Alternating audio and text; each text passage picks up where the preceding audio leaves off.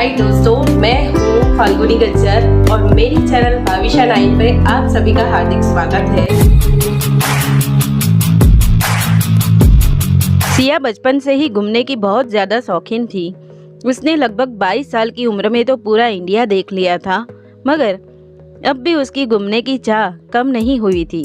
उसे तो अब इंडिया के बाहर भी घूमना था।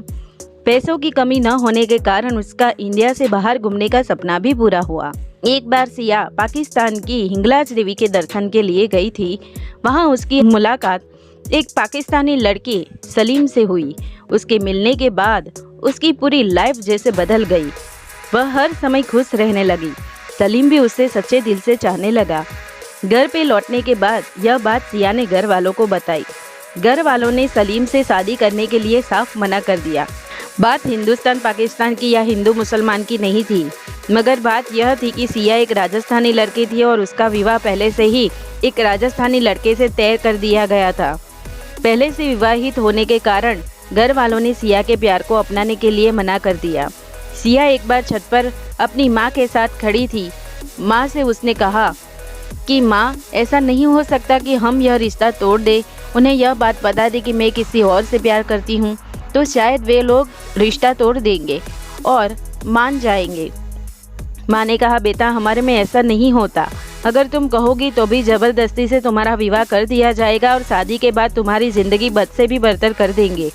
समझने की कोशिश करो, सलीम को भूल जाओ।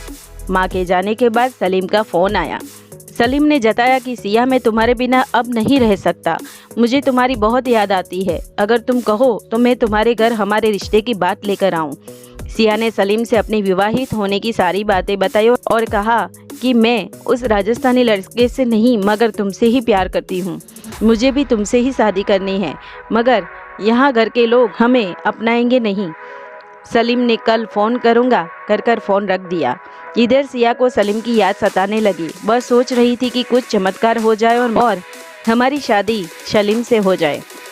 दूसरे दिन सिया कॉलेज गई।